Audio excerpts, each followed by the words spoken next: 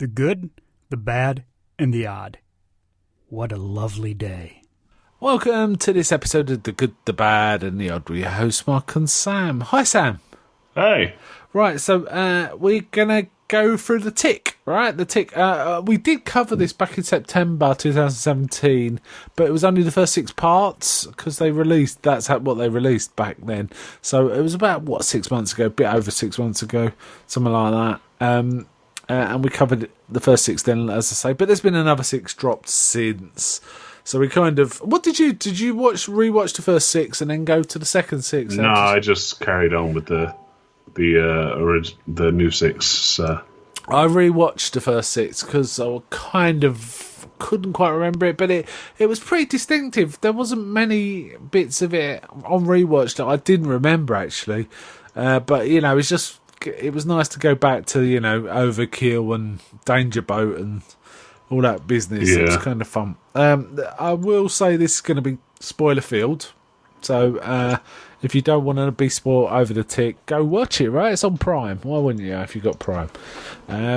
They're pretty easy watching. They're just under, about 25 minutes, 26 minutes? Yeah. And there's, 12 of them if you watch from the beginning. Now, I was thinking, could you think of any other shows like this? Comedy superhero shows?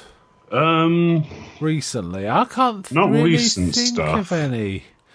No, I mean, the nearest might, I guess things like The Flash, but they're not really comedies. They're comedy dramas. There's some entertaining stuff, but not actual comedy. I mean, Deadpool's the nearest, right? Maybe.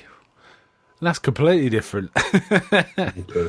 This is properly riffing on Adam West's Batman, isn't it? Yeah. It's some really goofy Stuff. Goofy superheroing. So yeah, I actually I enjoyed the rewatch element of this more than I did the first time, actually, because I think I was used to the vibe. And some of the lines Peter Serafinowicz sort of delivered as the Tick are quite hilarious, actually. Like when they describe some African food to him and he just laughs his head off like it's a joke. Stuff like that. It did make me laugh.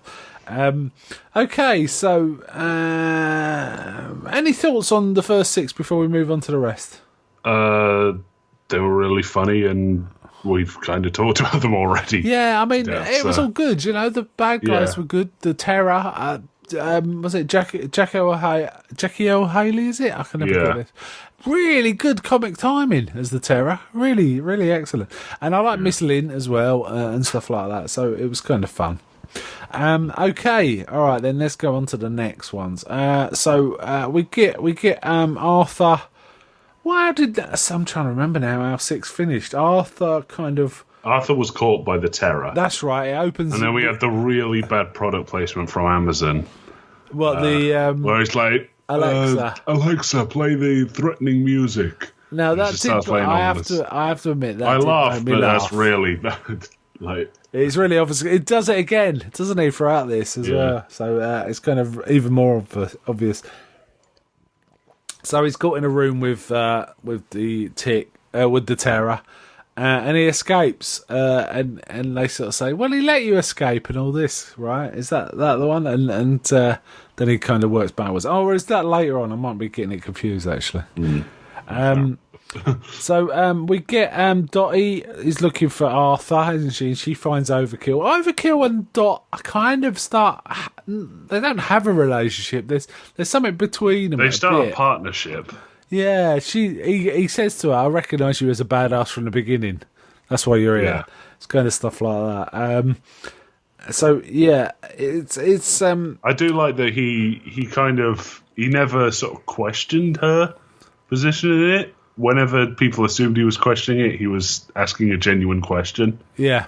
Like she took one of his guns to the firing range. She's like, "Oh, how'd that go for you?" And she takes it as like an insult to her. Yeah. And she goes off on this tirade, and then he's like, "No, the caliber's like bad for someone of your body weight. You should use this." Sort of thing. So. He doesn't mess about. Arthur's caught in this cell, and he finds he's in the cell next to Dr. Karamazov, the guy that built the suit, his moth suit. Yeah. and he's got these we've seen videos of the Doctor before, but when he actually gets into his cell, he's like about 3 foot tall. Yeah, something like that. Yeah, so there's something weird going on there, and they kind of escape. Lint helps him escape, doesn't she? And they kind of get out, and when they finally get out, the little Doctor just punches him in the balls and runs away. Yeah, so it's pretty weird. Yeah. And then when they find Alfred, they says, "Yeah, the Terror let you escape," and he goes, "No, he didn't let me escape. Miss Lint gave me the key." And it's kind of like that, right? Yeah, that's kind of fun. We've also get a slightly bigger role for Tinfoil Kevin in this section. Yeah. He slowly becomes more and more important. So. Yeah, he becomes like an expert in things, doesn't he? Yeah. He kind of learns stuff. So there is that. And basically, Lintz takes control of the pyramid. Well, she has already taken control of the pyramid gang, right? And they kind of they're a bit peeved about it, right? Yeah, because they don't really have an identity with Ramses dead. Yeah, what we called, he goes, idiots. She was, and one of them's complaining, and she just does an electric bolt into his face and burns his tattoo off. Yeah. And sort of goes, who's next, right? So there is that. And then we get the talking dog. Now, was the talking dog in the first 6? I can't remember now. No, he wasn't. So we get the talking dog, who is called Midnight, but he was called... Oh, what was it? He's got a new... He had a previous... Onward. Name. Yeah, when he worked with the... was it the Flag 5? Yeah. So it was that. Sort of Arthur realises that they need to let Superior know what's going on. The Terror's still alive, and the dog might be able to pass the message on. But Arthur also works out that Overkill was actually a former member, right? And I'm trying to remember what his name was. Yeah. It's like something like the Flag or something. It was Straight Shooter. Straight Shooter, that's right. I don't know where I got that from. So he kind of works that out. So therefore he knows the dog and this, that, and the other. So the Midnight, it's got this book out, and there's this whole thing about this dog's written this profound book that people love, and the Tick reads it, doesn't he? The Tick starts reading. The Tick's kind of bothered, isn't he? He wants to know what he is. He doesn't quite because he can't remember stuff, and it kind of fades from his memory. Yeah, he doesn't have an origin story. No, so. He kind of. There is that. So there's a bit of a row at the book signing, right? Because they think the dog can get a message to Superior. Yeah. So they try that, and they kind of get escorted out because they're just shouting, "You need to take us to Superior." That's right. Doesn't work well. Then we get this whole kind of comedy shtick where the Terror kind of gets marketing people in. Yeah. So and he kind of it's kind of fun. No, he tears down the sort of leadership of this Coke company. Yeah. Well, a Coke knockoff company. It's called Brown Tingle Cola. Yeah. What a foul name. And it turns out that the Terror made the company in the first place, so he technically does have ownership of it. Okay. But he just walks back in, kills all the managers, and says like, "Okay, we're going to need to work on my return."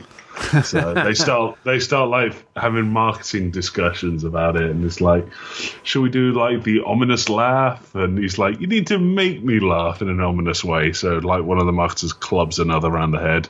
And he goes, you got an ominous chuckle. Yes, very nice.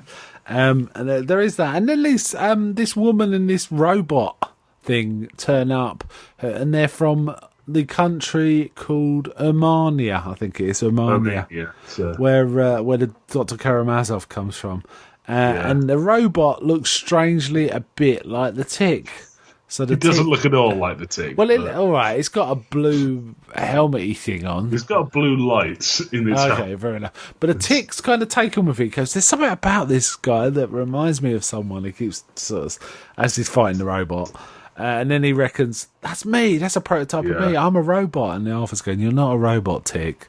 And he goes, yes, I am, and all this kind of stuff. In the meantime, is the Doctor doing some weird experiment which means his head grows, but the rest of Yeah, him he's doesn't? trying to get himself back to normal size, but he's able to make his head grow back to normal, but the rest of his body shrinks at the same rate. Which is super bizarre. So he gets like a really tiny body and a normal-sized head. And he can barely keep his head up. He hasn't got the body. He hasn't got the strength to keep his head up, right? So he has this problem. They basically, because the tick destroys the robot, they make him a robot suit, don't they? Or he designs a robot. He takes the robot shell and creates the suits. And then he's walking around in this massive robot suit with his head at the top, and he's like little bodies inside it driving it, right? And this is also where the spoon comes into it, where Tick finally says his trademark, spoon!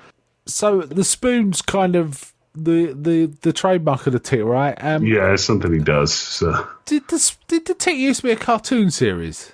Yeah, I think it was a comic, then a cartoon. So I've got it in my head. It's like I got a feeling I might have seen it about the same time Earthworm Jim was like. yeah, big. it's that sort of animated series. Then they made a live action series with Patrick Warburton as the Tick. Yeah, which I think is also on Amazon Prime. You know, I never saw it. Okay. So I don't know much about that. Yeah. In 2001. Wow. Yeah, not too old, right? It's not too old. Yeah. The kind of vibe looks to me a bit like the old Flash series, you know. Mind you, that was more like 90s, wasn't it, than 2005? Mm-hmm. Yeah, so there is that. The female diplomat kind of chases Arthur, and he's got like a baby carriage. She thinks the professor's in the. Well, the professor is in the baby carriage for quite a bit, but he's able to hide him away and distract her, and she tries to blow up the baby carriage. And she does. She succeeds blowing it up, but it's a chicken or something in it, or something like that. Yeah, it's not the professor. That's the important part. So, in the meantime, there's a gigantic naked man walking around. The very large man. The VLM, the very large man. And Superior refuses to let the military kill him because he's a civilian, even though he's very large. But whenever Superior starts acting weird around him, doesn't he? And I think Superior at some point says, I recognise this guy from somewhere. I think he says things like that, which kind of sort of links into it. And we find out the VLM was the man who found Terra's teeth when the Terror's teeth, when Superior was, which was a thing in the first series. Yeah. In that one, Lint actually says, well, but they found your teeth. He goes, yeah, I've always been handy with pliers, is what the terrorist response to that. I like the terrorist's whole attitude to things. He goes, don't kill people because you're angry, kill them because it's fun. Is kind of his deal, isn't it, right? There's also this thing about him doing drumming for the entire series. Yeah, I think they're trying to make fun of Whiplash, which was a film about drumming. Yeah, there's definitely it was a Whiplash quite intense. So we had J.K. Simmons. Yeah, but the minute the lesson ends, the roles immediately. The Terror for some reason has this guy like screaming at him to like work harder and better at the drums. Yeah, and like throwing stuff at him. Yeah, and then as soon as the lesson ends, it doesn't make sense other than as a Whiplash joke. Yeah, and the Terror doesn't mind being. He says, "Shout at me harder," and stuff like that. Then we. So Karamos, in fact, didn't Tinfoil Kevin build the robot suit for Karamazov? Yeah, Karamazov. Which is Tinfoil Kevin's got some skills, right? Yeah. And then we find out this whole plot about he discovered this element called Big Bismuth that allowed him to grow things, right? Yeah. And because his government is a little backwater thing, Superior comes to watch over the experiments just to make sure nothing gets out of hand. And it goes a bit wrong, but he realises it could hurt Superior, right? Yeah. And he himself gets shrunk. And anyway, it's basically a big plot. the VLM's the guy that discovered Terra's teeth, and Terra's deliberately fired this ray at him, which makes him grow, but also makes him grow. Well, he injected him with a bunch of this big bismuth stuff, but the growth ray, I think it only works on organic stuff. So, and that means that he needs the big bismuth inside him, and when he grows, the amount of big bismuth will grow. Yeah. Which will kill Superior, right? Yeah. That's why Superion's weakened whenever he's around the VLM. Yeah. That's part of it, right? And eventually Superior gets super sick and they kind of nurse him back to health, don't they? But they don't understand why he's not getting any better. And sorry, go ahead. Tick wanders off at this point and he gets better, but when Tick comes back, he gets ill again. Yeah. So they figure out that thing, the big fight that took place at the end of the first episode, where Tick blew up like a storage, some sort of warehouse full of weapons. That precipitated all of this. We find out. Yeah, right. It caused all of this, but that place was full of big bismuth and all the weapons that the Terra plan to use on Superior. But in doing so, it's basically covered the Tick in big bismuth. Yeah. So they have to have this weird, very intimate bit where they have to take all the big bismuth out of him. Yeah. Hoover him and he makes some comments that are kind of funny, but I can't remember any of them now. I did laugh at the time though. Yeah. I wish I could remember some of the words, but it was funny. Because they're hoovering him in quite intimate places, aren't they? And he's like, get up as far as you need, chum. Yeah, it's all that. It's very, very Adam West again. Old Terra's kind of happy with how things are going, but he then detects it's all going wrong, right? And he starts getting a bit angry, doesn't he? Yeah. They got this. Karamazov invents this thing that he thinks could potentially return the VLM back to normal size, but it only has a 20% chance of success. Yeah, and it'll only work with Arthur's suit, really. Yeah. We also find something out about Overkill, don't we? That Lint broke his heart. Lint seduced him while he was still straight shooter. Yeah. And boy, do they get a lot of work out of that name. Yeah. Yeah. At one point, I forgot what I was going to say. There's Terra's talking to her and he says, I told you to break some of it, didn't I? What was it? His spine, his ribs. And she goes, his heart. And he goes, oh, yeah, good times.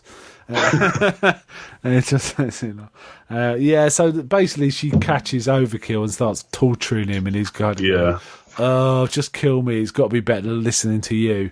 And it's kind of, you know what? Yeah, there's a lot of subtext to these scenes. So there's all that. But Dot he's turning into a badass in this. Activates the sprinkler system and then breaks him with a gun, which means because there's water everywhere, Lynn can't use her powers without electrocuting herself. So it's kind of clever. But as they're trying to escape, a discussion starts, and Dot's going, stuff like that. So anyway, the final episode, which I do like the episode title, it is the end of number 11. The penultimate episode is called The Beginning of the End, and episode 12 is called The End of the Beginning of the Start of the Dawn of the Age of Superheroes. Right, yeah. So Arthur's there about to sort of press the button on this thing. He's had a bit of a pep talk from his heart to heart with his stepdad, hasn't he? Who keeps cropping up? He's a nice fella. Yeah, who it turns out is a badass. He is a badass, and he's kind of undercover. He just says, "Oh, I thought you did it." Basically, he takes out a crew with a hood over his head. Yeah. And when is it Arthur says, "What happened?" Yeah, Arthur wonders. You did it.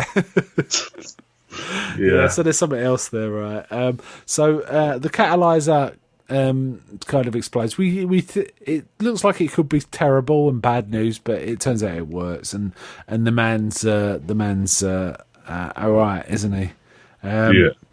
And meanwhile, the big what is it in the brown The BTC cola. The T in the middle, it turns out, is the Terror's ship. And it so he just takes off in the T. Yeah. And then we get some pretty funny lines because Tick jumps onto it and starts punching it to try and break it.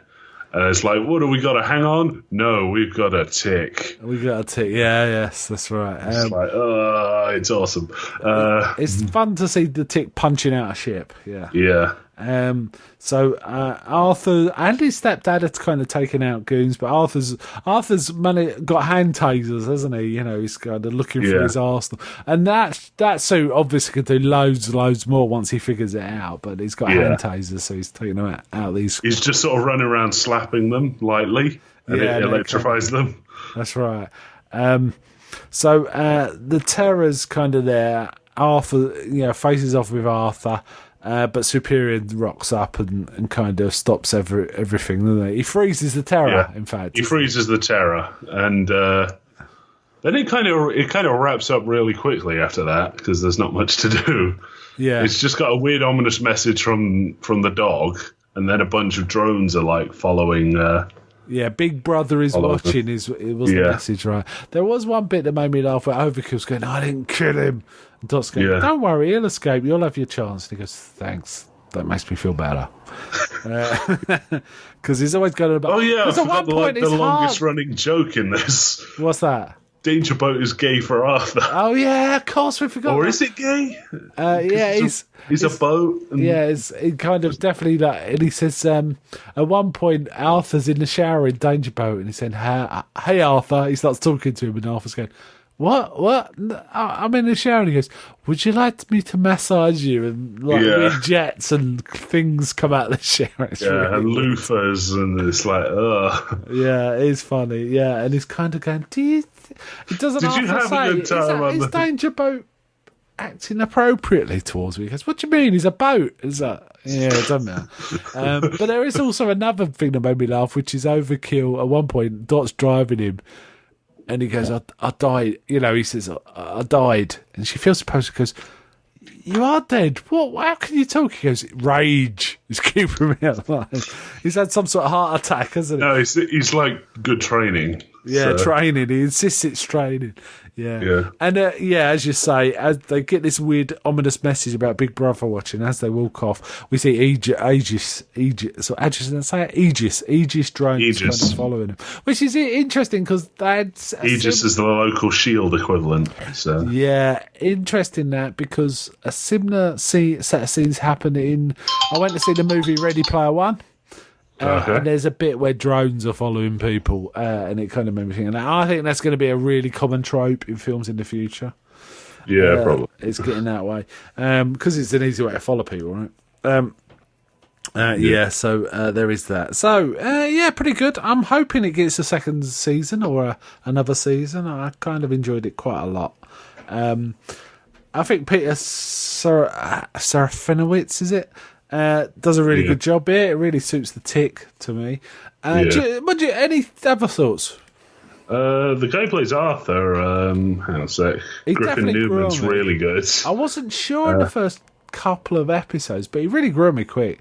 I think the cast is very The Terror's solid. really good. Jackie L. Haley is really funny. And Miss Lint, I think, is really good too. Superior is kind of that jokey, one-dimensional Superman kind of character, isn't he? Yeah.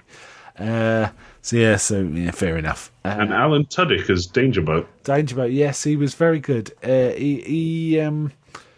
like it. It's almost, I don't know, Danger Boat feels like almost like, kind of like Marvin, but not quite. It's got that kind of... Wait, The Martian? No, Marvin, the paranoid android. Oh, the paranoid android, yeah. Yeah, it's got a bit of a feel of that to me. I kind of like Danger Boat. I'd say he's more like, what's the ship called? The ship from... Star Trek? No. The ship from Hitchhiker's Guide. Oh, where it's got Eddie, the incredibly Eddie. upbeat computer. Eddie the shitball computer, yeah. Yeah. I know what you mean. Yeah. It's got that vibe. It's kind of an interesting. The dog I can definitely take on leave. Really not bothered about the dog. It was kind of fun, but I think the joke went a bit too far with the dog. Yeah. I kept coming back to him talking about his feelings and God and dog and there's all that. It's done well on Rotten Tomatoes, and I think it's 80% on Rotten Tomatoes, and on IMDb it's 88%. Oh, even more, yeah. On IMDb, I think it's 7.4, so it's doing well. And that's the kind of rating I'd give it, I think it's a 7.5, 8 out of 10, really. It's really solid. I'm looking forward to seeing more. A good one from Amazon Prime, I think. Yeah. Okay, all right then, we'll wind it up here. So next time we record, maybe Hammer. We'll see how we go, right? We're not sure yet. So, all right then. So, bye from me. Bye.